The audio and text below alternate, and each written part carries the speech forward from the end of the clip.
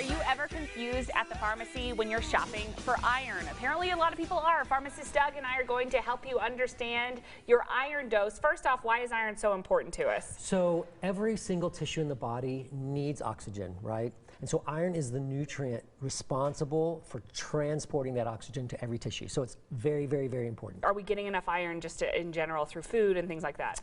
Yeah, probably. We actually probably are. Some people, it's increasing in numbers. Some people are having more and more problem with their absorption and their, I say assimilation because it's not always just about absorption, but then your body assimilating it because now we're learning about genetics. Using it, finding a way to use it. Okay, all right. So iron supplements have different names, and so you can kind of get a little overwhelmed with what kind of iron, right? Yes. Okay, so how do we know what we need to take and why do they have so many different names? So iron is always, like every chemical, is always attached to something. So this is called a salt or a chelate.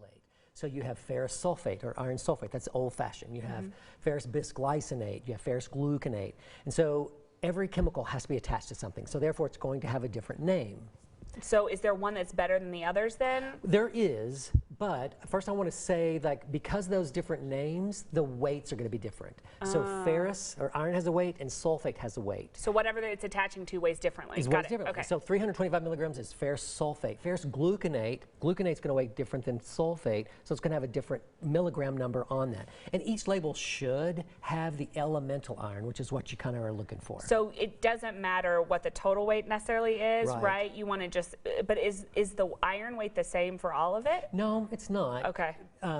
But you really only, adult men and women only need about 20 milligrams a day, but all of these have way more elemental than that. Is it okay to take more than 20 milligrams? Well, it might upset your stomach, but we do all the time.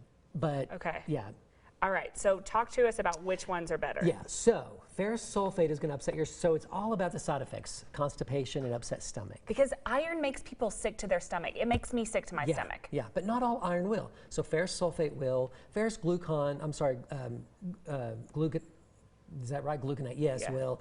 But the sustained release irons won't, and so you can put iron with vitamin C, and that makes it go further down your stomach, it's still attached to the molecule, and it doesn't upset your stomach, and it's absorbed better.